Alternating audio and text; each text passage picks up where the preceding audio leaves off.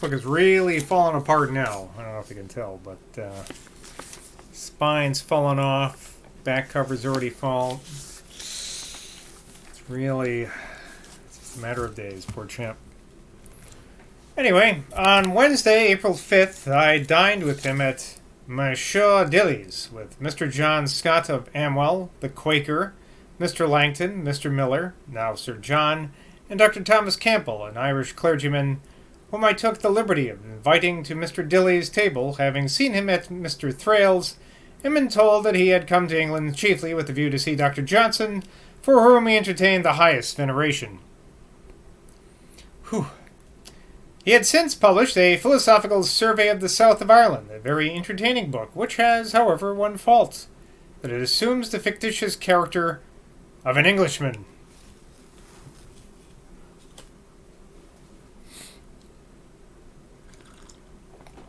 We talked of public speaking. Johnson said, "We must not estimate a man's powers by his being able to not able to deliver his sentiments in public. Isaac Hawkins Brown, one of the first wits of the country, got into Parliament and never opened his mouth.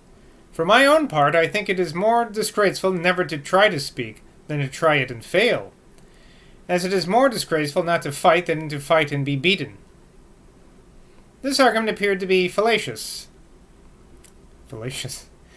For if a man has not spoken, it may be said that he would have done very well if he had tried. Whereas, if he has tried and failed, there is nothing to be said for him. Why then, I asked, is the thought disgraceful for a man not to fight, and not disgraceful not to speak in public? Johnson said, because there may be other reasons for a man not speaking in public than want of resolution. He may have nothing to say, laughing, ha ha ha. Whereas, sir, you know courage is reckoned the greatest of all virtues. Because, unless a man has that virtue, he has no security for preserving any other. He observed that the statutes against bribery were intended to prevent upstarts with money from getting into Parliament, adding that if he were a gentleman of landed property, he would turn out all his tenants who did not vote for the candidate whom he supported. Langton said, "Would not that, sir, be checking the freedom of election?" Johnson said, "Sir, the law does not mean that the privilege of voting should be independent of old family interest, of the permanent property of the country." On Thursday, April 6th, I dined with him at Mr. Thomas Davies, with Mr. Hickey, the painter, and my old acquaintance, Mr. Moody, the player.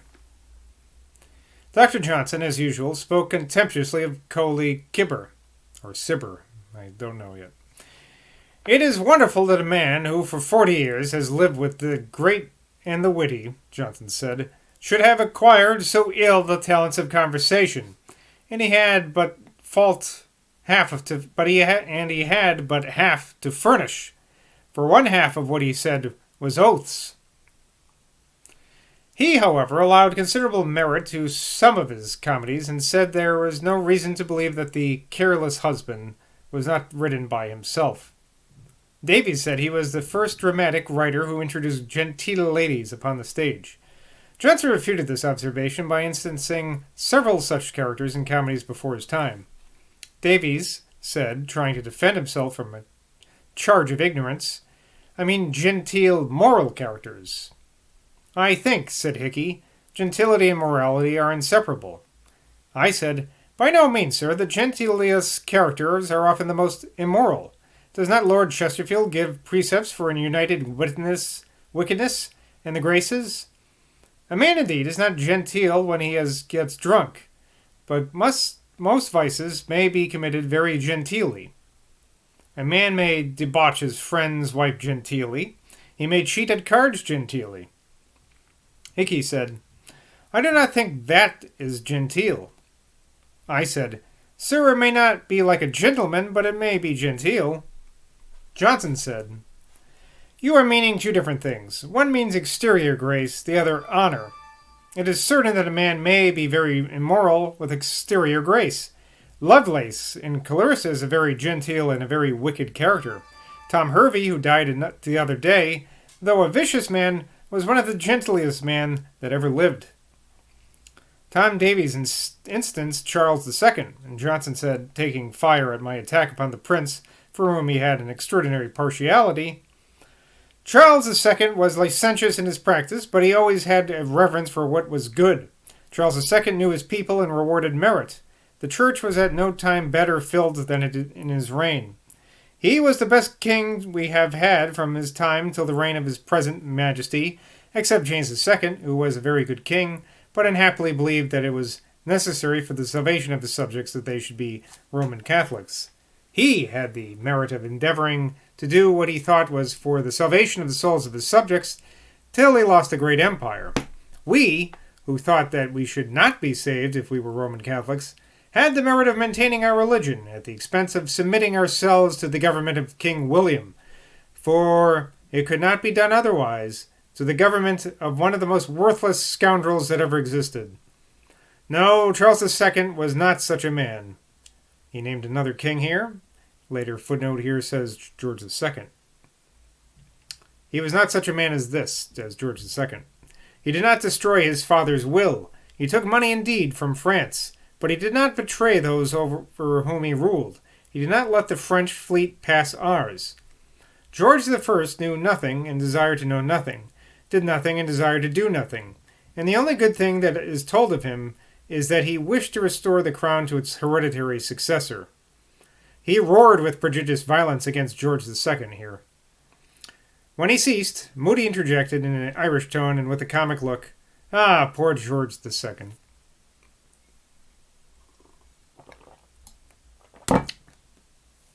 So Johnson doesn't like George II, I'm supposing.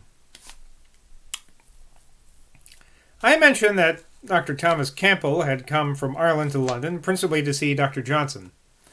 He seemed angry at this observation. I don't know why. Davis said, "Why, you know, sir, there came a man from Spain to see Livy." Livy. Could be Livy. I'm saying Livy. And Corelli came to England to see Purcell, and when he heard he was dead, went directly back again to Italy. Johnson responded to this, "I should not have wished to be dead to disappoint Campbell, and he been so foolish as you represent him. But I should have wished to have been 100 miles off." This was apparently perverse, and I do believe it was not his real way of thinking. He could not but like a man who came so far to see him. He laughed with some complacency when I told him Campbell's odd expression to me concerning him, that having seen such a man was a thing to talk of a century hence, as if he could live so long. Oh, here we are over a century hence, huh? We got into an argument whether the judges who went to India might, with propriety, engage in trade. Johnson warmly maintained that they might. For why, he urged, should not judges get riches as well as those who deserve them less? I said they should have sufficient salaries and have nothing to take of their attention from the affairs of the public. Johnson said, "No judges, sir, can give his whole attention to his office, and it is very proper that he should employ what time he has to himself for his own advantage in the most profitable manner." "Then, sir," said Davies, who enlivened the dispute by making it somewhat dramatic, "he may become an insurer, and when he is going to the bench, he may be stopped." "Your lordship cannot go yet. There is a bunch of invoices. Several ships are about to sail." Johnson said, "Sir, you may as well say a judge should not have a house, for they may come and tell him, 'Your lordship's house is on fire,' and so, instead of minding the business of his court, he is to be occupied in getting the engine with the greatest speed. There is no end of this. Every judge who has land trades to a certain extent in corn or in cattle, and in the land itself undoubtedly. His steward acts for him, and so do clerks for a great merchant. A judge may be a farmer, but he is not to geld his own pigs. A judge may play a little at cards for his amusement, but he is not to play at marbles or at chuck farthing in the piazza. No, so there is no profession to which a man gives a very great proportion of this time. It is wonderful when a calculation is made how little the mind is actually employed in the discharge of any profession. No man would be a judge upon the condition of being obliged to be totally a judge. The best employed lawyers has his mind at work but for a small proportion of the time. A great deal of his occupation is merely mechanical. I once wrote for a magazine. I made a calculation that if I should write but a page a day, at the same rate I should in 10 years write 9 volumes in folio, or in an ordinary size in print. I said, such as Carte's history? Johnson said, yes, sir. When a man writes from his own mind, he writes very rapidly.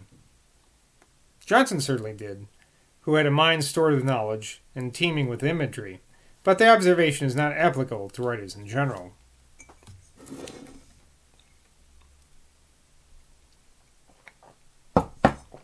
The greatest part of a writer's time is spent in reading.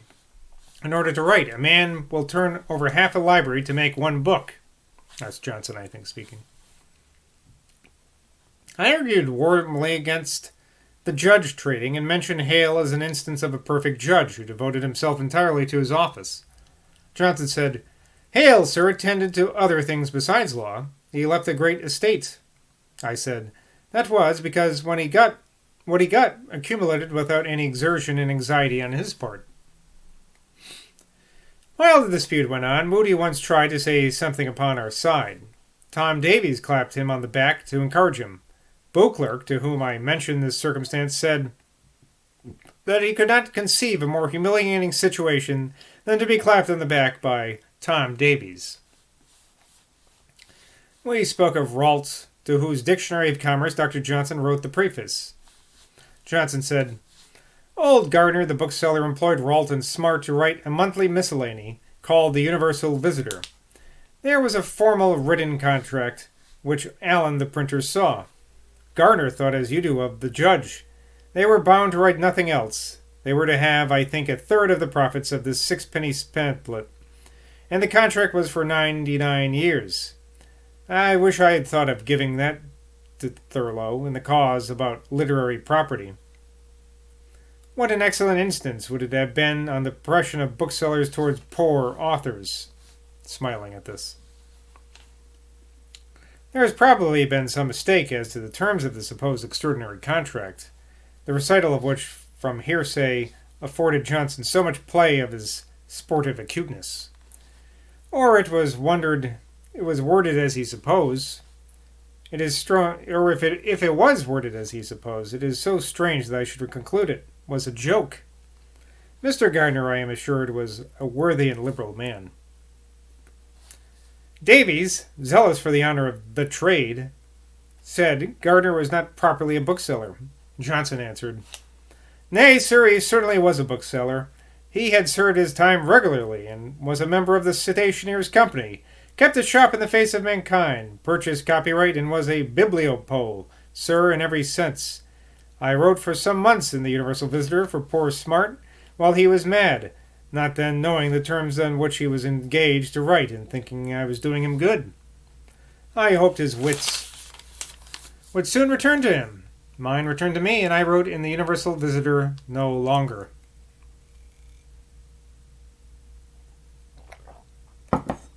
Friday, April 7th, I dined with Johnson at a tavern, with a numerous company. Johnson said, I have been reading Twiss's Travels in Spain, which have just come out. They are as good as the first book of travels that you will take up. They are as good as those of Caisler or Blainville. Nay, as Adamson's, if you accept the learning. They are not so good as Bryden's, but they are better than Pocock's.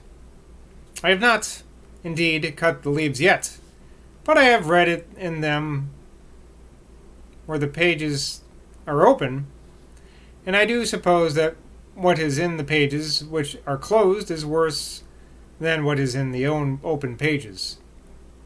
It would seem, he added, that Addison has not required much Italian learning, for we do not find it introduced into his writings.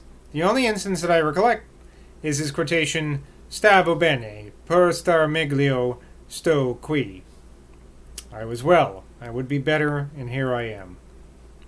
Addison does not mention where this epitaph, which has eluded a very diligent inquiry, is found. I mentioned Addison's having borrowed many of his classical remarks from Leandro Alberti. Mr. Beauclerk said it was alleged that he had borrowed it also from another Italian author. Down here it says in a footnote this other Italian author was Capaccio or Capaccio. Johnson answered, "Why, sir, all who go to look for what the classics have said of Italy must find the same passages, and I should think it would be one of the first things the Italians would do on the revival of learning, to collect all that the Roman authors have said of their country." Oh, Ossian is being mentioned again. Johnson said, "Supposing the Irish and Erse language to be the same, which I do not believe, yet as there is no reason to suppose that the inhabitants of the Highlands and the Hebrides ever wrote their native language, it is not to be credited that a long poem was preserved among them. If we have no evidence of the art of writing being practiced in one of the counties of England, we should not believe that a long poem was preserved there, though in the neighboring counties, where the same language is spoken, the inhabitants could write." Beauclerk said, "The ballad of Liberullo was one in the mouths of all the people of this country. It was once in the mouths of all the people of this country, and it is said to have had a great effect on bringing about the Revolution. Yet I question whether any body can repeat it now, which shows how improbable it is that much poetry should be preserved by tradition." Okay. One of the company, quote here says, footnote here says, Percy, suggested that an internal objection to the antiquity of the poetry said to be Ossian's, that we do not find the wolf in it, which must have been the case had it been of that age. Do not find the wolf in it. Is that a phrase, or does he mean an actual wolf's not in it? I don't know. The mention of the wolf had led Johnson to think of other wild beasts. And while Sir Joshua Reynolds and Mr. Langton were carrying on a dialogue about something which engaged them earnestly, Johnson, in the midst of it, broke out, "Pennant tells of bears." What he added to that I have forgotten. They went on, which he, being dull of hearing, did not perceive, or if he did, was not willing to break off his talk. So he continued to vociferate his remarks, and bear, like a word in a catch, as Beauclerk said, was repeatedly heard at intervals, which coming from him who, by those who did not know him, had been so often assimilated to that ferocious animal, while we, who were sitting around, could hardly stifle laughter, produced a very ludicrous effect. Silence having ensued, he proceeded, "We are told that the black bear is innocent, but I should not like to trust myself with him." Mr. Gibbon muttered in a low tone of voice, "I should not like to trust myself with you." This piece of sarcastic pleasantry was a prudent resolution, if applied to a competition of abilities. Patriotism having become one of our topics, Johnson suddenly uttered in a strong, determined tone an apothegm, and which many will start. Quote, "Patriotism is the last refuge of a scoundrel." Oh, where have we heard this before? That's one of his famous quoted things, isn't it? But let it be considered, unless he's quoting something else there, I don't know. I'm just kidding. But let it be considered that he did not mean a real and generous love of our country, but that pretended patriotism which so many in all ages and countries have made a cloak for self-interest. I maintain that certainly all patriots were not scoundrels. Being urged, not by Johnson, to name one exception, I mention an eminent person, here footnote says it's Burke, whom we all greatly admired. Johnson said, "Sir, I do not say that he is not honest, but we have no reason to conclude from his political conduct that he is honest. Were he to accept of a place from his ministry, he would lose that character of firmness which he has, and might be turned out of his place in a year. The ministry is neither stable, not grateful to their minds, as Sir Robert Walpole was, so that he may think it more for his interest to take his chance on his party coming in." Whew. All right, so who did say that line? I can't remember. Was that Patrick Henry or George Washington or I don't know. I'll look it up. Till next time, bye from Boswell.